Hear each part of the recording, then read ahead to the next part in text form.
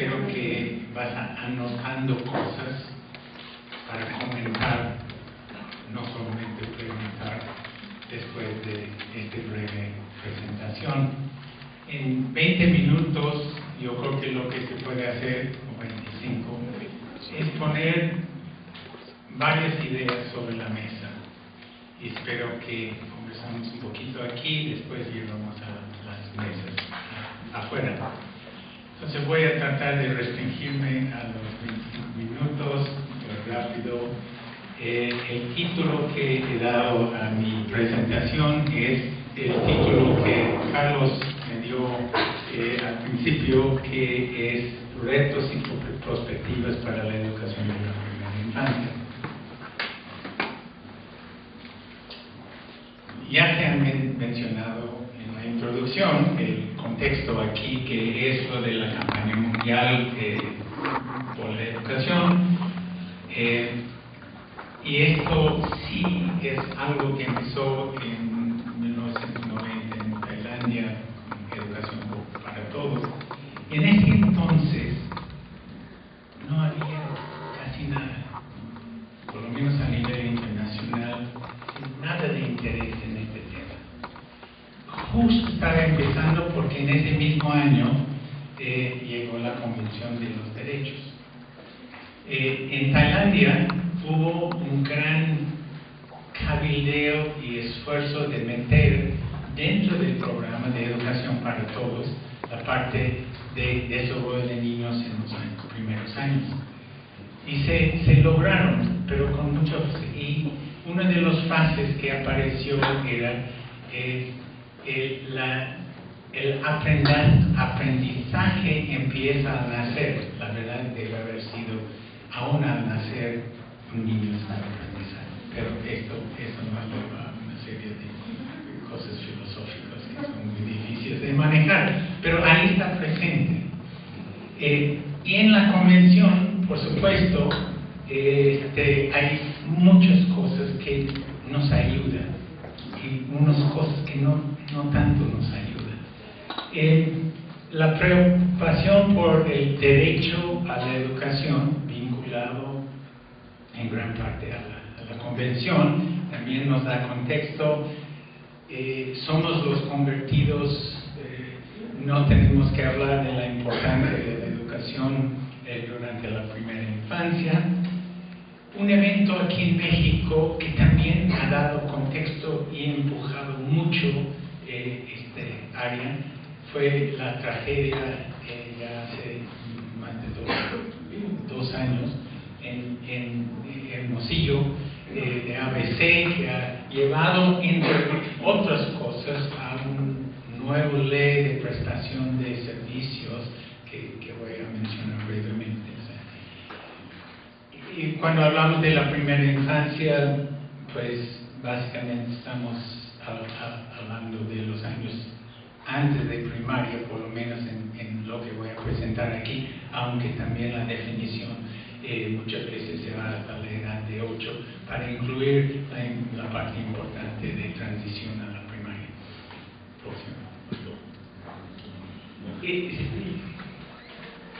Lo más probable que ustedes saben mucho de la Convención de los Derechos, no hay que hablar mucho de esto.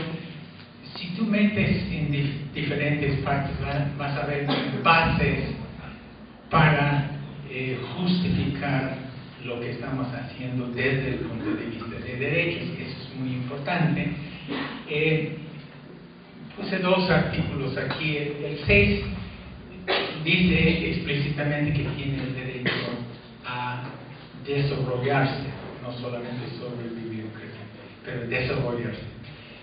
En el 18 es un artículo que dice los estados partes, creo que es la frase, tienen una obligación de ayudar las personas dentro de un país que tienen derecho a tener sus niños en un centro de cuidado diario, de tener ese derecho. En la parte de educación de la convención, si lees con cuidado, para mí fue muy interesante ver que es casi como si aún dentro de la convención, casi como si la educación empieza en la primaria. No se habla de la primera infancia ni del desarrollo en la convención misma. Entonces tenía que ser por implicación, pero ahí educación es casi equivalente a, entre comillas, escuela, que no nos ayudó mucho. Hay otras partes de la convención que, tú sabes, sobre participación de niños primeros, de no discriminación, que son principios muy importantes que nos ayudan a definir la forma en que podemos llevar y debemos llevar programas. En nuestra Constitución, la verdad, tiene cosas que son maravillosas. Y si uno lee con cuidado artículo 3, ahí está. Y no es solamente que tenemos el derecho de leer, comunicar y manejar matemáticas y ciencia. Hay toda una serie de otras cosas que se olvidan muchas veces, pero en la primera infancia yo creo que hemos tomado como central y importante y prepara la ciudadanía y nos prepara para vivir en una democracia en transición. Bueno, quiero mencionar, no exactamente de paso, pero yo creo que es muy importante el contexto de esta reunión también, que recientemente, al fin del año pasado, se aprobó una nueva ley de prestación de servicios para la atención, cuidado y desarrollo integral infantil. ¿Cuántos conocen ese ley? ¿Alguien ha leído? Vale la pena hacerlo. Es interesante por un lado porque post-ABC hubo mucha presión de hacer algo en el sistema jurídico legal. Y esto fue el resultado. Las primeras esfuerzos de escribir esta ley, como se puede imaginar en el contexto, puse un énfasis extraordinario sobre la seguridad. ¿Se entiende? Pero se fue olvidando otras partes que son igual de importantes en cualquier centro de atención. Esto es punto 1. Segundo, no había mención de derechos al principio, pero si lees ley ahora, por lo menos en el discurso es central y ayuda a definir lo que se debe encontrar en un centro. Importantísimo.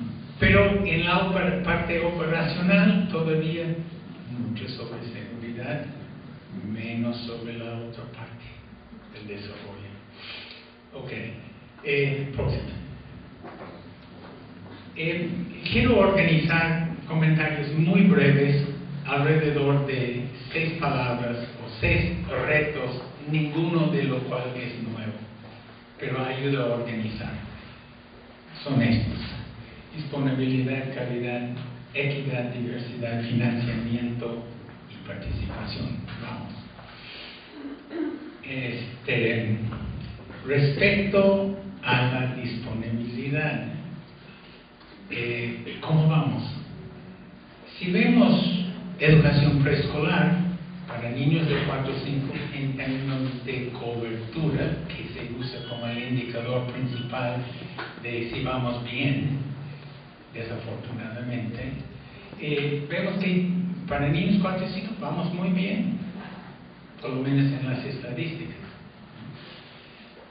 Pero ¿qué hacemos con los niños de 3? Ustedes saben que ya es obligatorio, es parte preescolar, pero también es parte de educación inicial. Estos niños de 3 están en el Never Never Land, entre aquí y allá, y todo el mundo preocupa, pero nadie preocupa, ¿sí? Entonces, hay que hacer algo. con niños de 3. Mi propia postura es que fue un error de hacerlo obligatorio para preescolar niños de 3.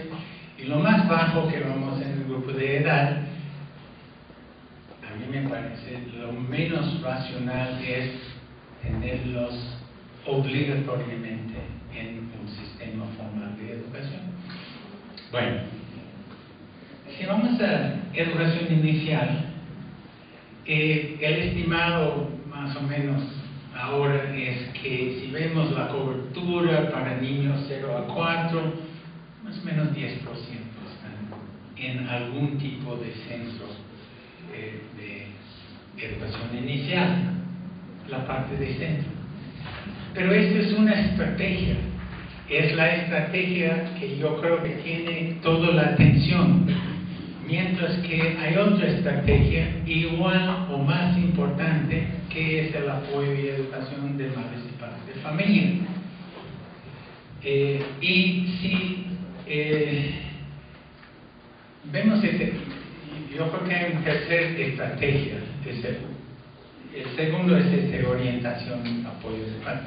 Y un tercero que ya está tomando cierta forma con Seguro Popular y con algunas cosas con promotores y comunidades dentro de oportunidades, es una atención individual a niños basado en un tipo de diagnóstico y seguimiento que yo creo que es muy importante tener.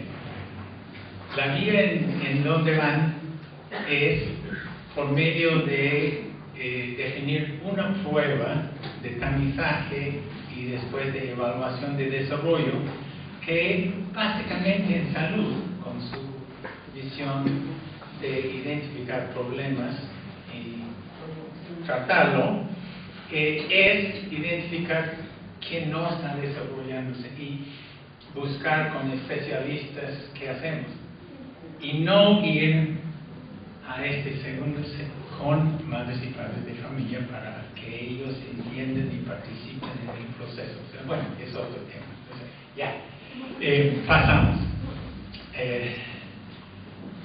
Reto de la calidad. Bueno, sabemos que es un lío, es una dificultad tratar de definir qué es calidad. Y hay varias bases. Algunos piensan que es en infraestructura, sí. Preguntas a muchos padres de familia que van a decir, sí, la escuela es linda, no. La tendencia ahora es pensar en resultados, incluso un Scali para educación preescolar, ¿no? Concentrado en comunicación y matemáticas, no en el desarrollo total del niño. Seguridad es lo más importante como elemento de calidad para muchos. Y últimamente también estamos en encuestas de satisfacción. Es la satisfacción del usuario como en un mercado, no para otros productos, ¿sí? Y lo que pasa en esos es que 98% dicen que estamos satisfechos. Sabemos que 98% no están satisfechos completamente. Entonces es una forma de aparente y muestra una actitud que voy a regresar al final. Hay poco atención a la calidad de los procesos pedagógicos de interacción, más difícil de, entre comillas, medir. Hay que observar, no solamente contar. Y en las definiciones, aunque en el discurso está presente calidad con equidad o equidad con calidad, pues básicamente en los indicadores no se vincula equidad con calidad o se pone como parte de calidad. Y también la idea de pertenencia o relevancia a distintos comunidades que no está tan presente. Bueno, la pregunta es, ¿falta mucho para tener calidad en nuestro programa? Pues sí, falta mucho. Si uno lee el análisis del Instituto Nacional de Evaluación por la Educación de la aplicación de Excalibur, pues salimos en preescolar más o menos bien. El estudio que nosotros hicimos en una ONG que pone énfasis en los procesos con un instrumento que creado durante mucho tiempo, mucha gente y probado, dice otra cosa, que no estamos tan bien en una variedad de dimensiones y especialmente en el proceso de aprendizaje e interacción educativo en el aula. Si vamos a educación inicial, tenemos poco de evaluación de programas. Yo creo que no sabemos muy bien cómo vamos en cuanto a la calidad. Y usamos estos indicadores de infraestructura y cosas así, no lo que pasa. Bueno, próximo. El reto de la equidad, siempre presente, y inequidades son los que sabemos, son urbano, rural, son indígena, hispanohablante. Y voy a poner un tercero aquí que normalmente no se habla tanto, y es la inequidad que para niños que tienen el suerte de estar en una familia con empleo, que son derechohabientes, y los que están en lo que se llama la población abierta. Y la inequidad es tremendo, pero es parte de nuestra historia y un reto es cómo romper con esta inequidad. Bueno, ya, la próxima. Reto a la diversidad. No sé, la tendencia es de pensar en un modelo para todos. Y burocráticamente mucho más fácil. En términos políticos, podemos poner los números en la pantalla cuando tenemos un programa, ¿no? Todo esto empuja la idea de que, híjole, tenemos que encontrar ¿cómo se llama? La magic bullet, la manera de presentar educación inicial o preescolar. Pero sabemos que los contextos son muy diferentes en que trabajamos. Las culturas son muy diferentes. Entonces, el reto es cómo vamos a, por ejemplo, en la educación inicial, respetar prácticas indígenas sin caer en lo folclórico y dar importancia a escuchar y entre comillas, negociar en relación a prácticas. Hay un esquema muy interesante que no hay tiempo de conocer, en que se pone por un lado en un matriz lo que dice la, entre comillas, ciencia y de otro lado lo que dice la cultura tradicional. Entonces, ¿dónde cruzan y dónde contradicen? Se da bases para entrar en eso. En educación preescolar, tenemos una experiencia muy interesante que estamos viviendo ahora de trabajar con educación indígena en Michoacán y en Yucatán, en que hemos trabajado con educación indígena para tener su propia definición de qué es la calidad de educación preescolar. Y lo que sale es muy diferente que las escalas normales. Y obviamente la parte de cultura va a ser central en determinar calidad de estos programas. Bueno, la próxima, por favor.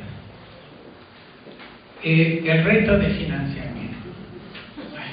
Ahí siempre está. Pero, ¿cómo sabemos cuando tenemos suficiente con qué trabajar, ¿no? ¿En qué momento estamos satisfechos? Bueno, nunca estamos satisfechos. Pero hay niveles. En esta semana misma pasé por un ejercicio, por otro proyecto, de tratar de estimar qué es la cantidad de recursos disponibles o en en uso para los niños que se atiende en toda la combinación de programas de atención en centros. Y en una forma muy gruesa con el programa el presupuesto de egreso de la federación y construyendo en algunos casos, pero por ejemplo para el CENDE se sabe más o menos cuántos niños se atienden en CENDE, pero no hay idea de los recursos disponibles, de dónde vienen, de dónde van. Pero se puede estimar más o menos un costo por niño. Bueno, ¿qué salió? Que tenemos ya disponibles más o menos 20,000 millones de pesos dedicados a esta estrategia. Bueno, es un monto significativo. El cuadro muy grande no es tan grande, pero sí es suficiente. El problema no necesariamente es ahí, eso quiere decir que debo terminar. Entonces, y más o menos 5% del preescolar está dedicado. No es tan malo comparado con muchos otros países. El reto de utilizar bien lo que tenemos, yo creo que sí es lo central. Y quiero destacar, y puse como un ejemplo, no invertimos mucho en acompañamiento o supervisión, que puede ser, según lo que nosotros dice, una forma de usar mucho mejor recursos que existen. Y aquí, inequidades en los costos y financiamiento. Y ahí, si tú ves las estadísticas, el costo unitario por niño en programa IMSS Madres es 4 veces para el gobierno lo que se gasta en instancias. Y esto está relacionado a la división de derecho ambiente y la población abierta. Es un problema, es un reto. ¿Cómo rompemos con ese esquema? Y si vemos los recursos dedicados a educación de padres, mínimo. Final. El reto de la participación. Hablamos mucho hoy día de la participación, y clave en esto es que la gente entiende que participación en un programa educativo es un derecho, no es un regalo. Este es un paso para empezar a participar. Tienes la obligación y derecho de participar, pero los mecanismos de participación no estamos acostumbrados. Y lo que es necesario es que hay que tener un apoyo de aprender cómo participar, porque no es parte de la historia y no damos eso. Y hay una tendencia de manipular la participación. Entonces, decimos a la gente en qué se debe participar. No preguntamos sobre en qué se quiere participar. Y esto lleva muchas veces a el contraste entre limpiar baños versus participar en la planeación de reunión, que es una amenaza para muchos padres de familia se meten en otra parte. Y termino con la idea del reto de exigir. Y esto también para varios de nosotros que estamos en programas puede ser una amenaza, pero no tiene que ser una amenaza. Y existen los bases para ya exigir de programas de atención a niños pequeños ciertas condiciones. Pero para hacer esto pues, hay que también tener indicadores de qué vamos a ver cuando vamos a un aula y damos seguimiento a este aula. ¿Y qué mecanismos? Si está mal, ¿cuáles son los mecanismos de exigir que se hace mejor? Legalmente ya tenemos algo muy importante que no sabemos cómo funciona, y es que la convención, entre otros compromisos de la niñez, entre otros compromisos que México ha hecho internacionalmente, ya lleva el mismo peso en la ley como leyes nacionales. Y la idea es que, bajo de la convención, que lo que decide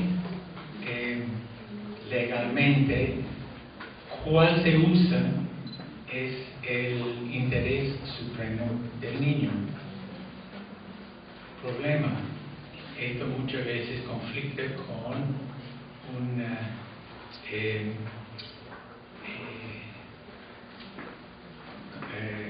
con el derecho laboral.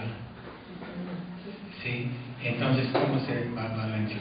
Pero el punto central y relacionado a la campaña de esta semana es que tenemos que aprender cómo participar, no pasivamente, pero activamente, exigiendo la calidad de la educación para nuestros niños y niñas. Gracias.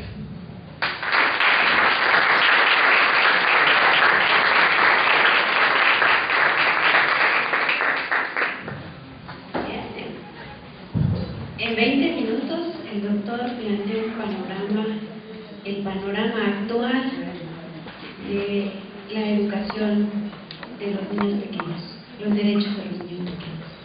Cedemos el micrófono a la doctora Ana Serrano.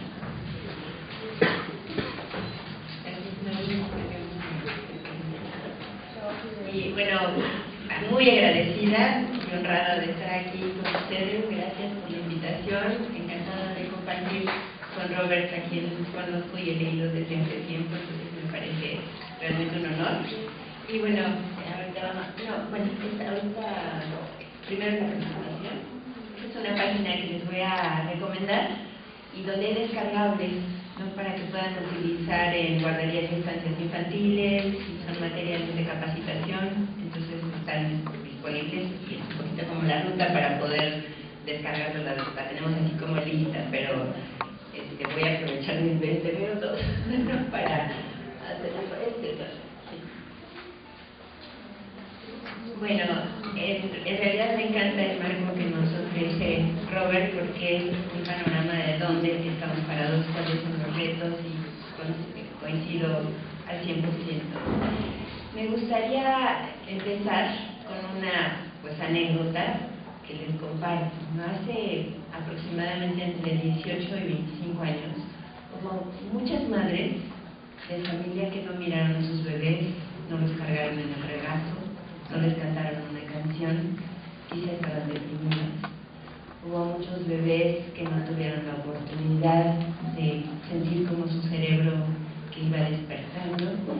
Estos bebés bebés y niños pequeños en esta edad que nos ocupa, sintieron la amenaza o la realidad del abandono.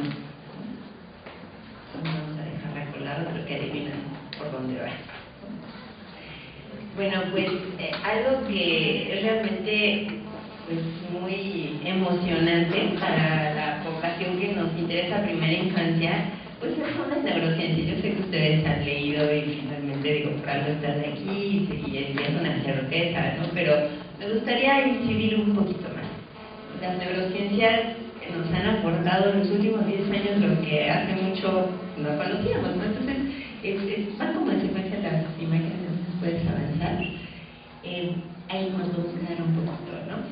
Bueno, sabemos que el ser humano nace prematuro, ¿no? Si lo comparamos con un cachorrito, nada que ver, ¿no? A los 2 o 3 días ya están haciendo así como sus intentos de caminar, hay independencia como muy temprana. Y bueno, por cuestiones evolutivas, la verdad es que el niño tiene que nacer, de que pasamos de 4 puntos a verticalidad, tiene que nacer, podemos decir, antes del tiempo. 9 meses antes de madurar, ¿no? Lo podríamos pensar de esa manera. Y eso hace que los cuidados primarios de mamá o del cuidador alterno sean absolutamente imprescindibles, ¿no? Esto ya lo sabemos desde hace años, entonces vamos a avanzar un poco.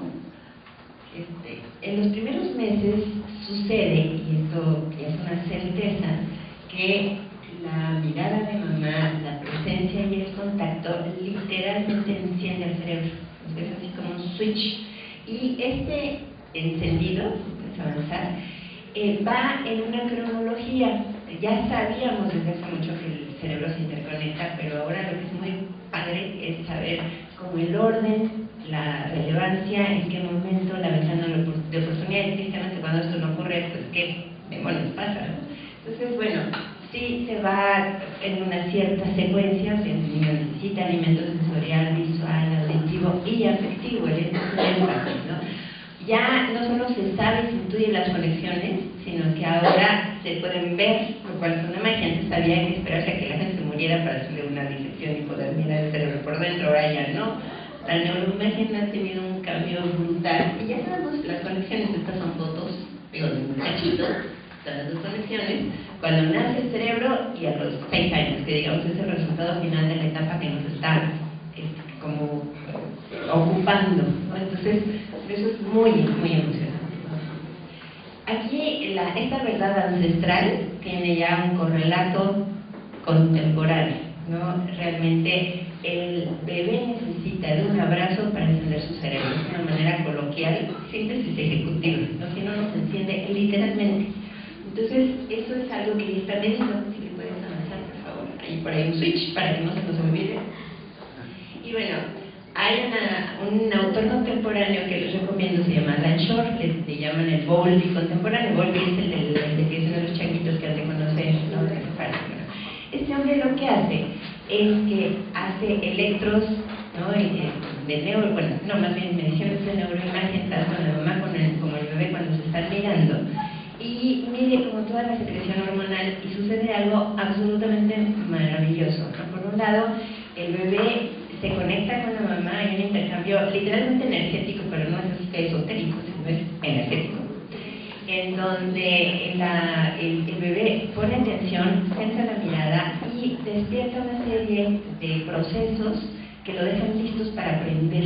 Entonces se contiene, o sea, ya no es ese corcho perdido en el océano, como decía Dominico, sino se contiene y ya puede aprender y genera endorfinas. Pero la mamá también, que les cuento, la mamá también tiene toda una secreción de endorfinas de satisfacción y ella también queda lista como para aprender.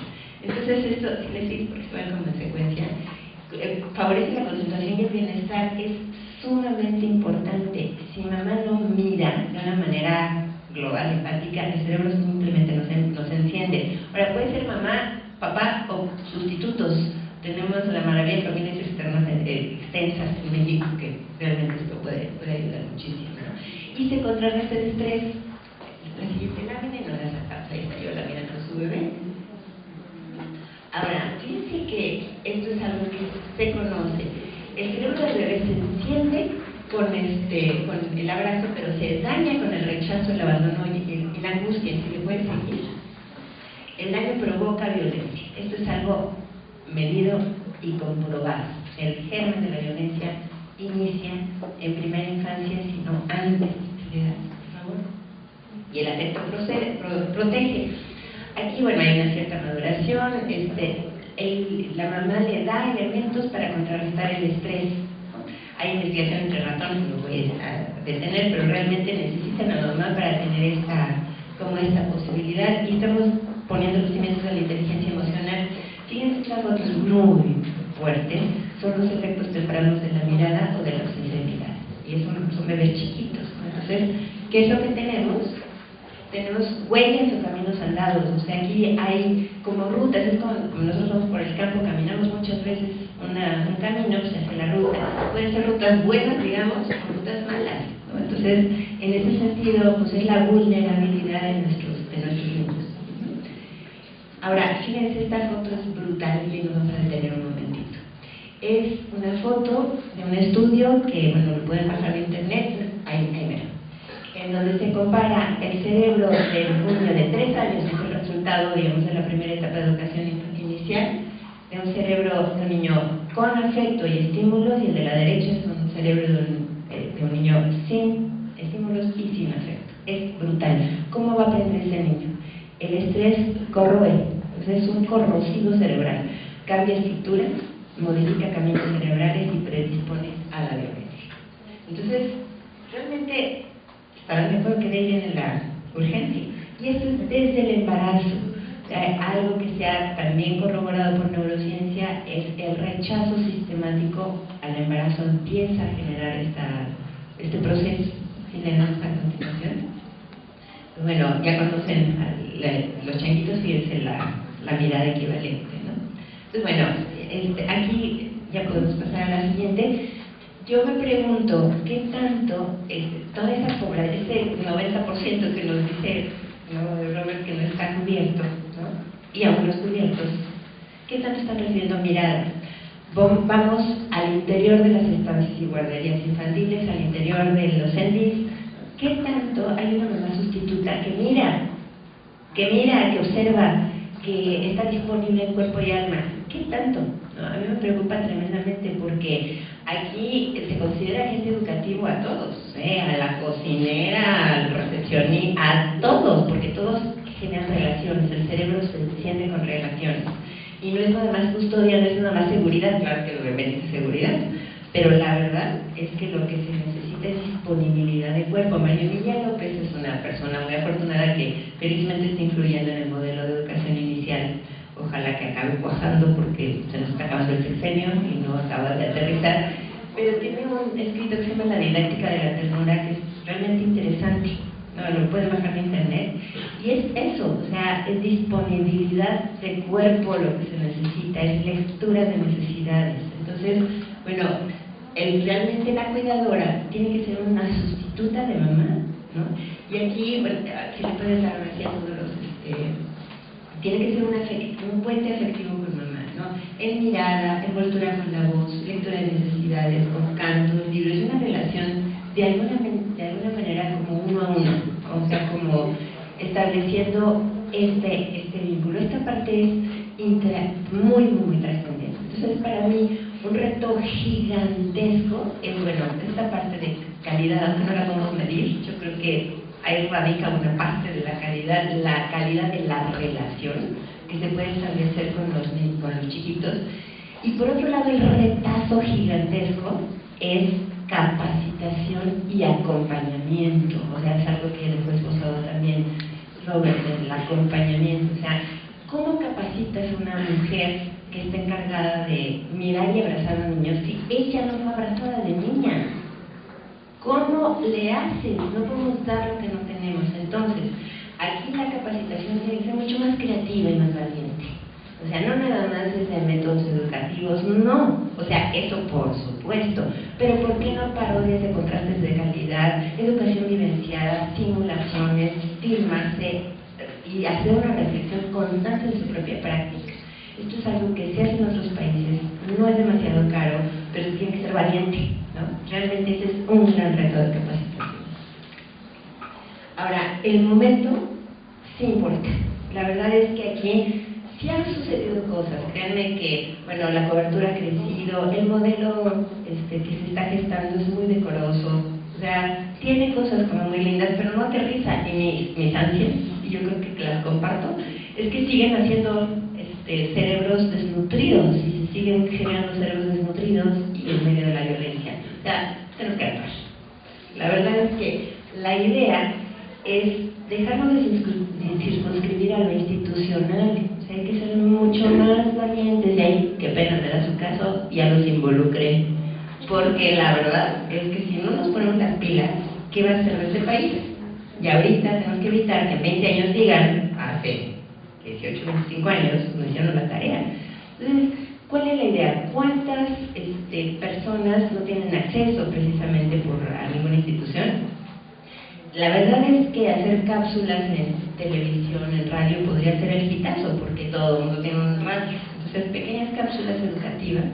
Aquí la verdad es que Cuba nos pone un súper ejemplo con Educa a tu Hijo, con el programa, como tiene una penetración impresionante. Entonces, sí podría ser que fueran socialmente responsables los medios y pudieran meter cápsulas informativas, escuelas para padres y tirar las barreras, o sea, centros de salud, iglesias, ¿por qué no? O sea, hospitales, universidades, escuelas, todos tienen que tener grupos de embarazadas, grupos mamás y bebés, grupos de escuelas para padres, cápsulas educativas, radios. La verdad es que sí necesitamos como tener mucho más como valentía y osadía, ¿no?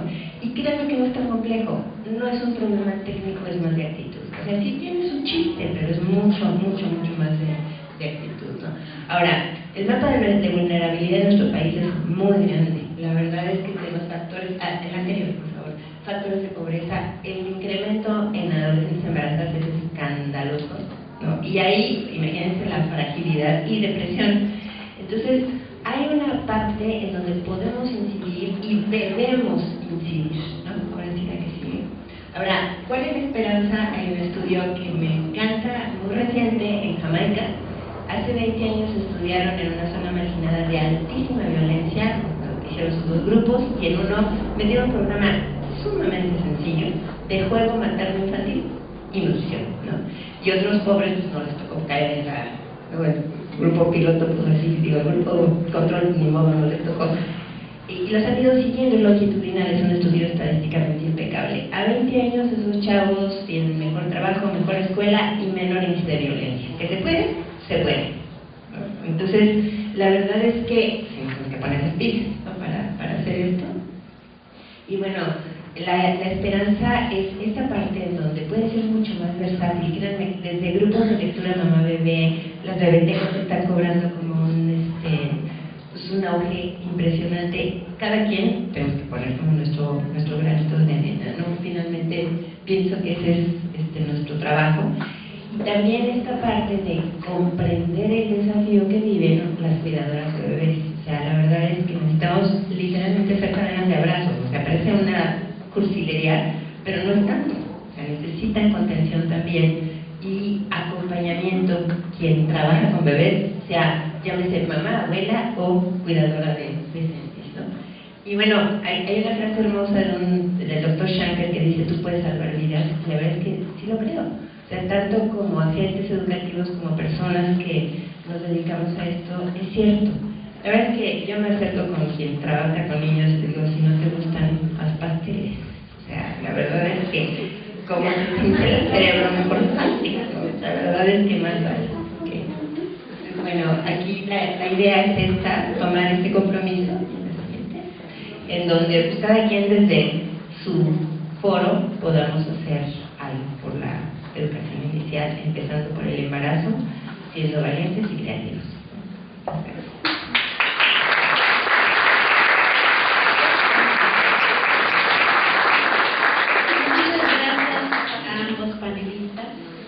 Nos han presentado diferentes enfoques de mirar esto de la educación y cuidados en la primera infancia.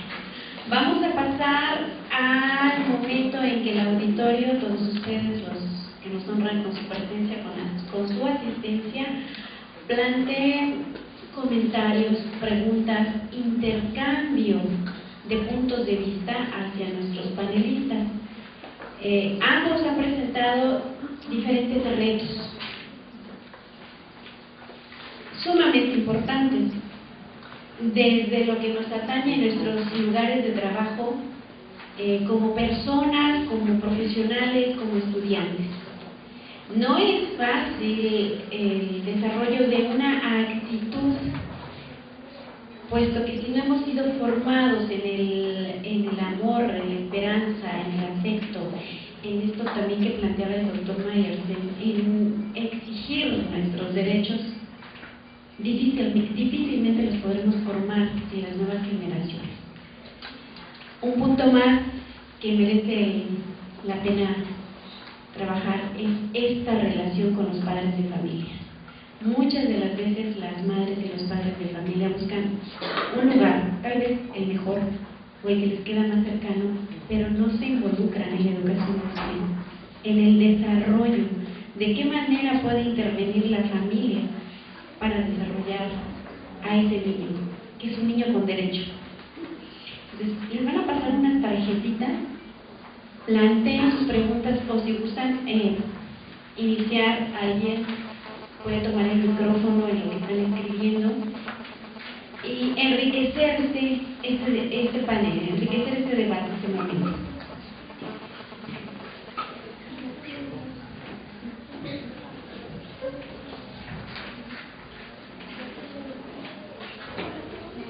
Bueno, también pueden tomar la palabra porque estamos en un espacio bien pequeñito y seguro nos podemos escuchar. No se puede estirar el micrófono hasta allá, pero si alguien tiene ya su pregunta, quiere pasársela al profesor Carlos, quiere tomar la palabra, pues que levante la mano y adelante. Ya está por ahí. Tienen Arturo. Bueno, pues yo quiero agradecerle al profesor Meyer, a la doctora Ana, por esta presentación tan interesante, tan sintética, pero tan rica. Y además de agradecerles el honor de su visita, yo quisiera hacer un comentario particularmente a lo que se refería doctor Meyer en el sentido de la cobertura y hacer alusión precisamente a la distinción que está marcándose ahora entre un sector de las madres derechohabientes, alguna institución de protección social que les están dando ciertos beneficios en la atención a sus hijos y un grupo que está quedando en condiciones diferentes a los de los primeros. Y tiene que ver con la creación de este programa de estancias infantiles, porque desde el enfoque de la política del gobierno de México, quien está en el objetivo, quien es el objetivo de este programa, y si ustedes revisan con atención la propaganda que hace Sedesol cuando anuncia sus estancias infantiles, se van a poder dar cuenta que quien es la preocupación del programa no son los niños, son las madres. Y la propaganda está hecha para las madres. Para ti, madre, que no tienes con quién dejar a tu hijo, Sedesol ha creado el programa de estancias infantiles. Luego entonces, a quien está tratando de darle el servicio es a la madre, que es muy loable y es bueno. Pero en esta confusión del objetivo, estamos perdiendo el hecho de que es el niño, son los niños los que deben ser la preocupación del Estado mexicano. Y cuando la preocupación la ponemos por el lado de la madre, entonces ya nos preocupamos por satisfacer la necesidad que tiene la madre de dejar con alguien a los niños.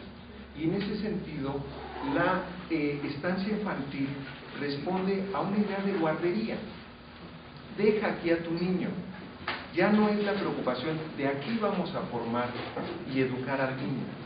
Y eso me parece muy grave porque vamos a tener una mayor cobertura con este tipo de programas. Efectivamente, el número de niños que están siendo atendidos gracias a estos programas está creciendo, pero no estamos respondiendo a la calidad, no estamos respondiendo a la necesidad de ser educados y formados en condiciones ventajosas para los niños, porque estamos tratando de atender a las necesidades de las madres, ¿sí?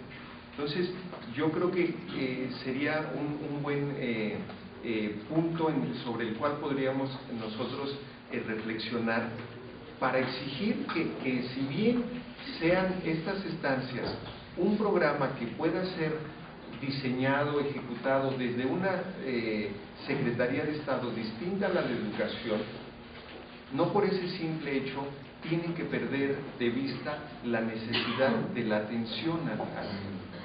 Ese es el comentario que quería hacer. Nada más quiero reiterar y agradecer a los ponentes que nos han acompañado, y ha sido muy rica su presentación. Gracias.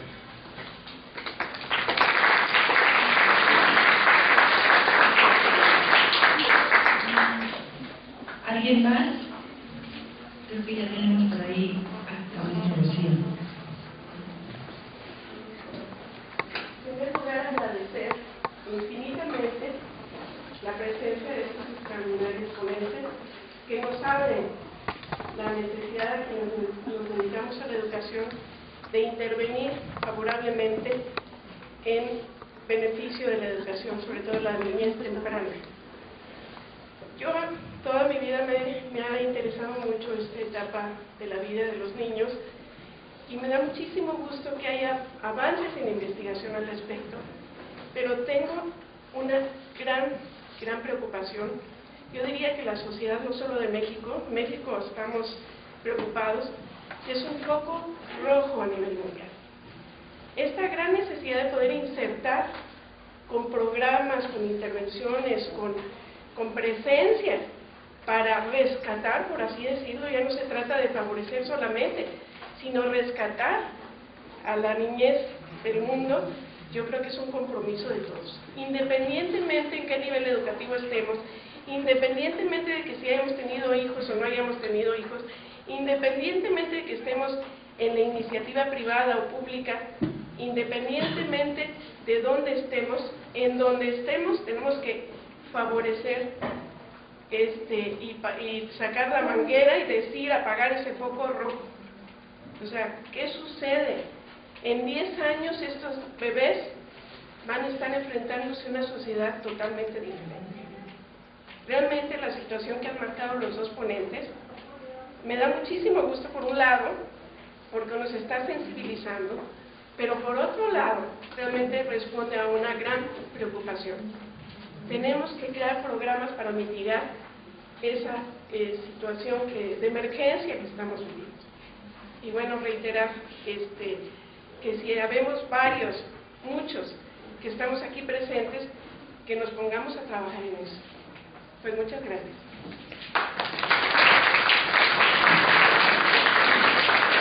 Por aquí está Eduardo y también Israel. Si tienen sus tarjetitas y nos hacen favor de pasarlas con los comentarios o preguntas para los panelistas. O si alguien quiere... Una pregunta. Bueno, antes que nada, te agradecer su ponencia muy interesante. La doctora Ana hablaba que causa un daño con el rechazo que se tiene hacia un menor. Mi preocupación es de que esto depende de una rebeldía. Entonces, los niños, a menos en una estancia, van por un rato, pueden tener contacto con el familiar. Pero en una albergue, ¿cómo podemos contrarrestar este daño neurológico que se le causa a un niño que tenemos un día de nacido, que van y los abandonan? Como trabajadores, ¿qué podemos hacer? Es una excelente pregunta. Mira,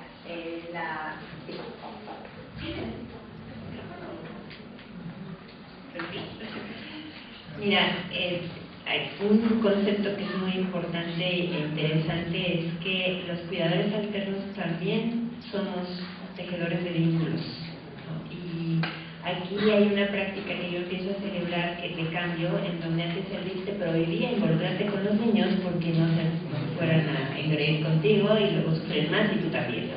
Yo creo que eso es un enorme error.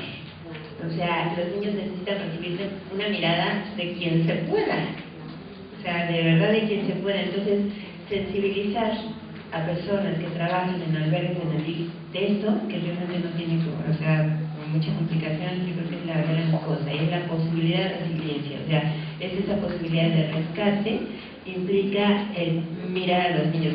Deben haber oído de la investigación que hacen entre los sanatorios exitosos y los no exitosos, ¿no? Y no es el nivel de higiene, ni la seguridad, ni la nutrición, es la calidez. Yo no sé por qué siempre me imagino una señora gorda cargando hijos, pero no sé qué se importa, pero es la mirada, ¿no? O sea, es como la imagen, ¿no? Realmente la mirada. la mirada y la permanencia. Aguas con la rotación de personal, aguas con los cambios de personas cuando se involucran los niños, y si no hay remedio, aviso, gordo, ya se va, pero te sigo queriendo, me sigues importando. O sea, esta parte, aunque sean bebés, micro seres, hay que avisarles, hay que tomarlos como seres de construcción. Entonces, sí podemos salvar vidas. De veras que no es una cosa ni metafórica ni romántica, es literal, ¿no? Entonces, sensibilizar en que la mirada, en una mirada amplia, o sea, no es nomás te veo fijamente porque ya me dijeron que la mirada, como si fuera, no, o sea, es mirar, ¿no? Porque puedes haber igual un grupo numeroso, pero miras, cantando, aludiendo, no como estando disponible. Tú habías comentado un poco en relación a esta pregunta, la importancia del apoyo que se le pueda dar a las personas que se dedican a cuidar niños. Eso me parece fundamental, porque cuando hay muchos niños carenciados que están frente a una persona que también tiene grandes carencias, es más difícil establecer eso, y más cuando se tiene que quedar muchos chicos.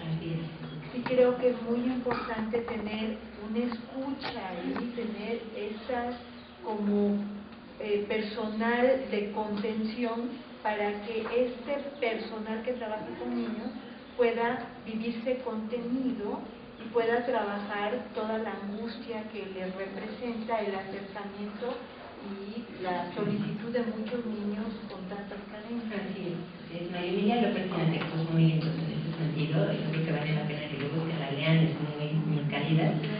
Y sí, dice que, bueno, citando otro personaje, que despierta cosas salvajes, porque de pronto, pues a lo mejor a ella no la atendieron de niña llorando y le lloran 15 chamacos, pues quieres ahorcar, ¿no? Entonces, pero fíjense qué padre, porque aquí hay funciones como que se pueden desgranar. Yo puedo no ser experta en educación, pero a lo mejor estando a la mano y disponible para contener a las personas que cuidan bebés, pues hice una buena parte de mi labor. Bueno, una pregunta para ambos. En nuestra realidad partimos de madres que generalmente tienen un desconocimiento a la educación de sus hijos. Y ya sean madres profesionistas o madres no profesionistas, madres con algunas otras características, hago la diferencia, porque en tanto a madres profesionistas pues lo llevan a una guardería y ahí lo dejan, pero hace falta ese contacto que tan importante decimos, ¿no? Y en esas madres que son amas de casa, que tienen otras preocupaciones, por qué darle de comer a los hijos, por esperar al marido, por el quehacer de la casa, ¿cómo trabajar con eso, ¿no? ¿Cómo empezar? ¿Eso es o ustedes consideran que es una preocupación inicialmente no partir con las capacitaciones a madres de familia, que son un agente súper importante en el desarrollo?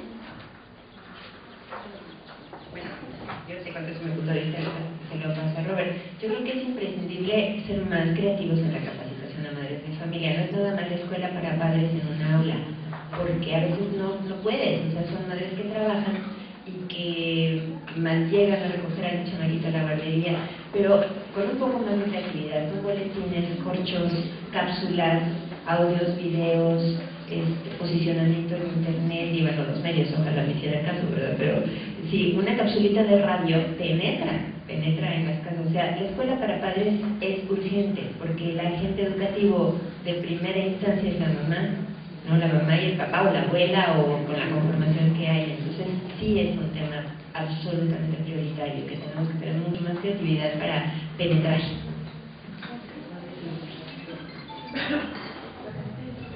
Hasta ahorita hay programas dirigidos a madres de familia que realmente estén bien hechos y no sé, supervisados.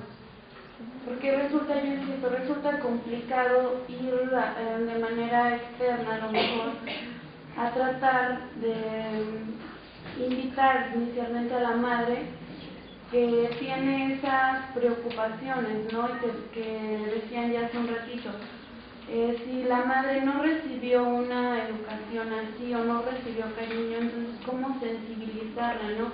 Pareciera que se quedara en letras muertas, ¿no? Sí hay una capacitación, pero ¿cuáles son los resultados, no? ¿Realmente se evalúan los resultados que se tuvieran en caso de que existieran?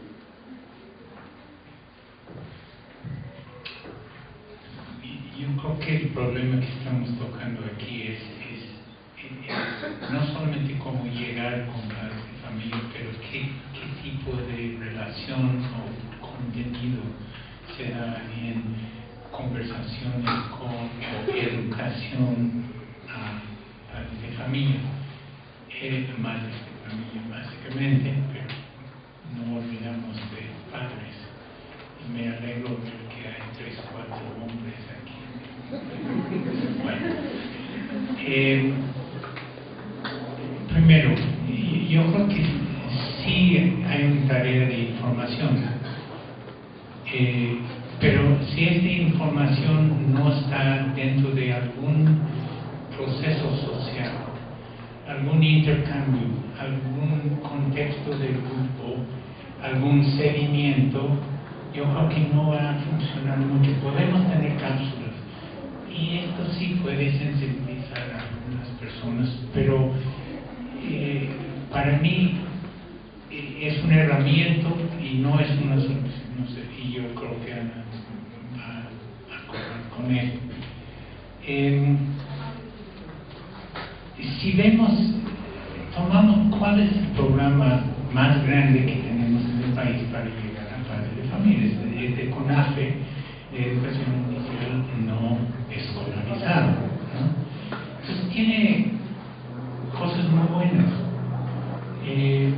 Juntan mujeres en un grupo y los más exitosos de estos grupos son grupos en que, como estaba indicado aquí, no solamente se dicta un curso sobre cómo cambiar tus prácticas de crianza, cómo desarrolla el niño.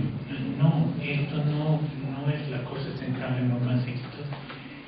Es una conversación que sí tiene que ver con la depresión de la mamá, las condiciones en casa, la violencia que vive, su autoimagen, una serie de cosas que sí afectan tremendamente la capacidad de interactuar bien con su bebé. Entonces, cápsulas no van a ayudar mucho más. Hay un programa de muy larga trayectoria que está en Turquía.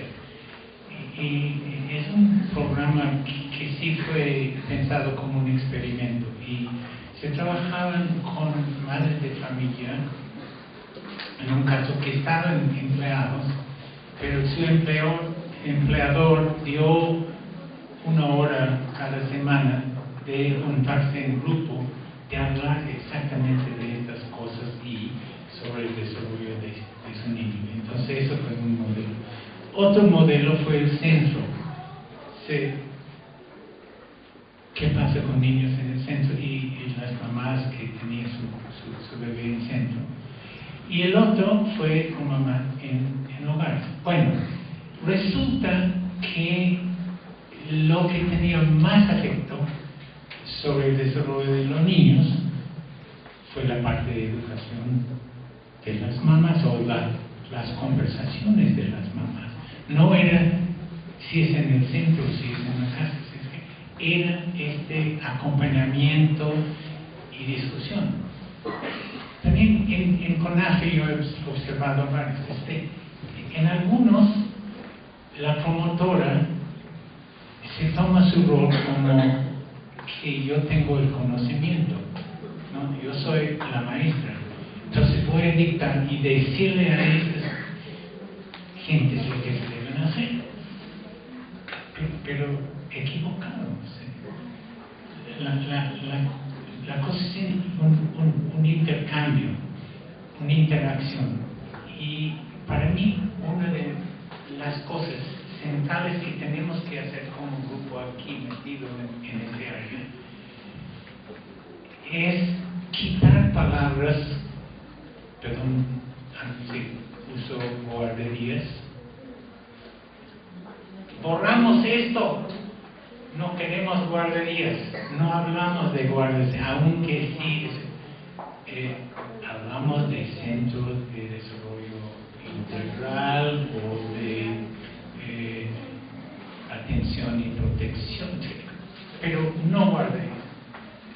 Dejamos de hablar de estimulación temprana, porque es la gran cosa y es importante, hay que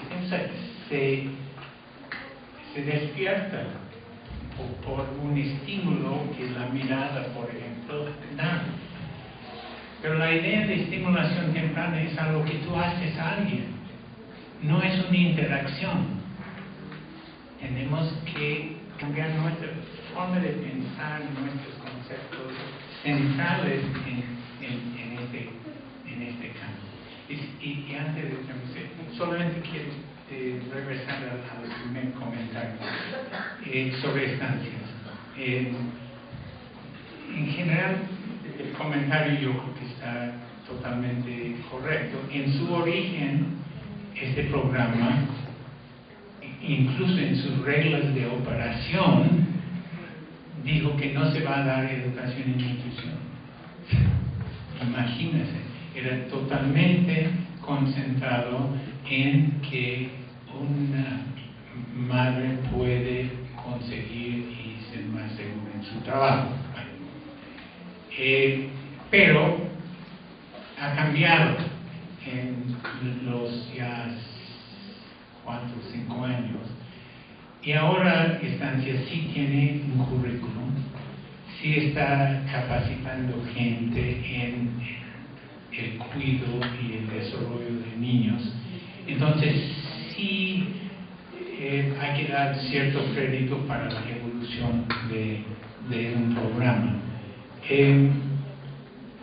Segundo, tú dijiste que sigue creciendo. La verdad es que ya no está creciendo. Es más o menos estancado con cobertura en ese programa. Y tercero, se va a encontrar un crisis económico este programa que coincide con la entrada de un nuevo gobierno, ¿no? Porque no se han subido el subsidio que se dan a los que tienen pequeños centros de cuidado en los 4 años. Y la solución entonces va a ser o aumentamos la cuota, que también como corresponsabilidad las familias tienen que pagar, pero si se aumenta la cuota se va a empezar a excluir las familias que se quieren que sirve este programa. Entonces, digo esto porque yo creo que no debe desaparecer estancias, debe seguir evolucionándose. Yo creo que todavía se puede extender este programa, pero va a necesitar la exigencia de todos nosotros, ¿no? de hacerlo. Bueno.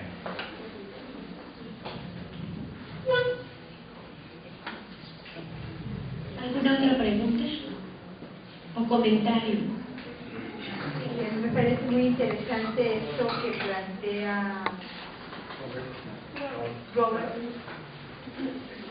especialmente cuando yo doy clases de orientación familiar, cuando llegan o llegamos y le queremos decir a los papás qué hacer en lugar de escuchar qué es lo que necesitan y escuchar desde dónde ellos están solicitando un apoyo.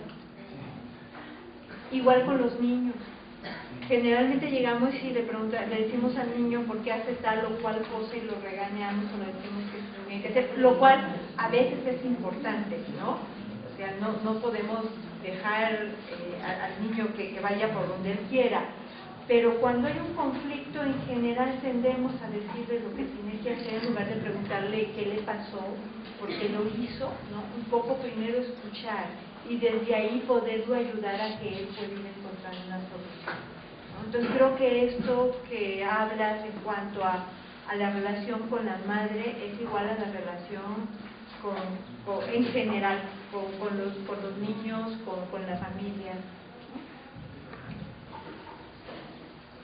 Sería nada más un comentario. Dentro del sistema, vengo yo del sistema estamos llevando un proceso y creo que varias instituciones ya lo están haciendo, el ejercicio de la participación infantil que lo mencionaba el doctor Mario.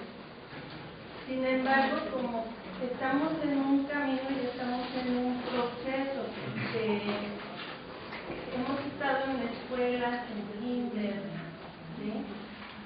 Y lo que yo observo desde intervención que he hecho es que cuando los niños empiezan a participar y cuando los niños quieren dar comentarios, muchas veces los escribimos, pero ahí se quedan, cuando ahí nos están dando la solución.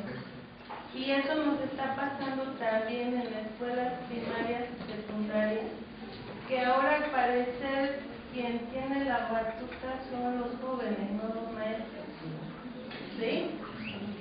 Cuando ellos están planteando soluciones. El día de ayer estuve interviniendo con un grupo de jóvenes y lo que menciona la doctora, yo ya tenía oportunidad de escucharla en una capacitación nacional de BIS, y este miedo por involucrarse, este miedo de la mirada, este acercamiento, de verdad que es urgente, pero a todos los niveles. A todos los niveles, porque pareciera que, como yo les digo a los chavos, o sea, ahora son amigas con derechos, ¿sí? Y los pequeñitos también ya lo están haciendo, ¿sí? Entonces, si como padres de familia muchas veces nos dicen, o actuamos porque nos dicen qué es lo que tenemos que hacer, pero no escuchamos, ¿sí? No escuchamos.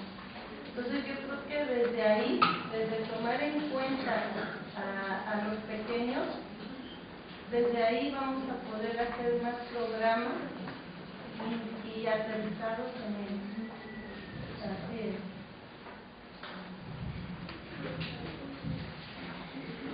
Bueno, quería compartir con ustedes unos recursos. Si se meten a la página www.proyectodey.org, pensando en que hay personas que trabajan en estancias de guarderías infantiles y bueno, pueden entrar a proyectodey.org y ahí se meten en una pestañita que dice Dey Comunidad. Para mostrar. Perdón, ¿podría repetir otra vez la página? www.proyectodey.org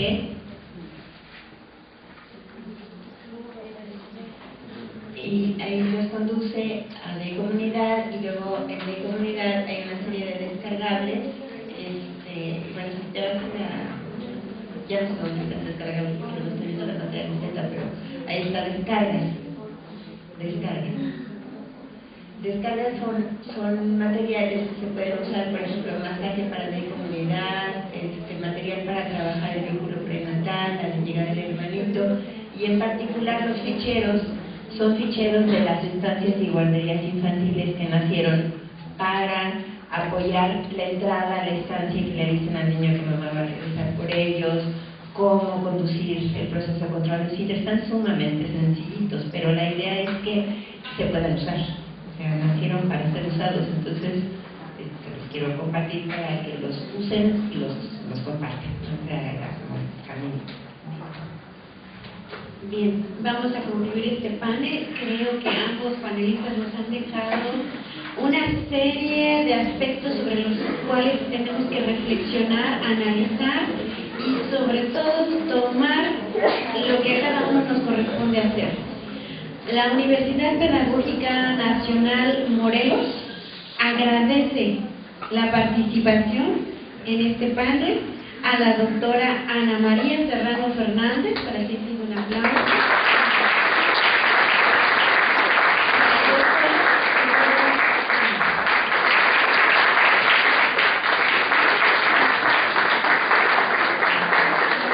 Esperamos que no sea esta la primera y la última que ellos vengan a compartirnos sus saberes, sus experiencias, los puntos sobre los cuales vamos a reflexionar.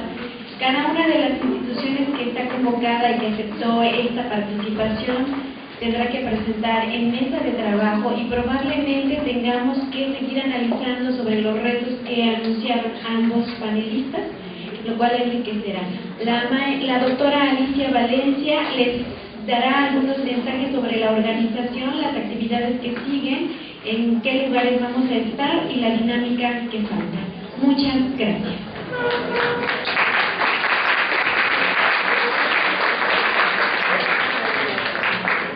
Bueno, ya sé que tenemos ganas todos de un cafecito.